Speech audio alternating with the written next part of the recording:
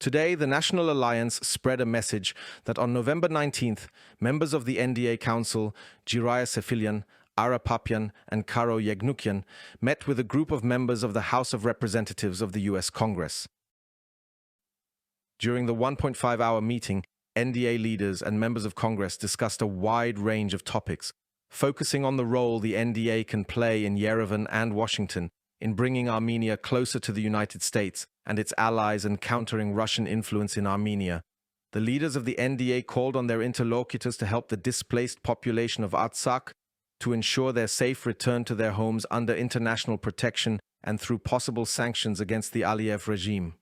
In conclusion, the NDB leaders expressed their critical remarks regarding Pashinyan's so-called peace plan, which not only de facto ignores the plight of the Armenian population of Artsakh, but also undermines Armenia's long-term security and economic prosperity.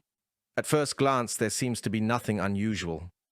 Leaders of the Armenian party with a pronounced Western geopolitical orientation met with U.S. congressmen and discussed a number of issues, of which, we believe, the most important, at least for the American side, is the role that party should assume, in the words of the text of the message,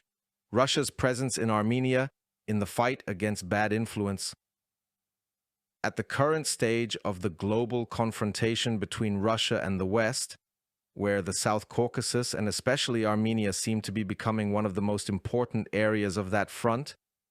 where the confrontation is going on most acutely, it is natural that the United States should be interested in having its support in the political field, anti-Russian, to expand the struggle also in the Armenian political field. The essential thing here is that in Armenia, traditionally considered by the world to be Russia's most reliable ally in the South Caucasus, a situation has arisen where the United States is now openly announcing its extensive work with anti-Russian forces. Moreover, what should also be noted, this nuance is not only essential, but also quite dangerous, if we take into account that Russia is not sleeping either,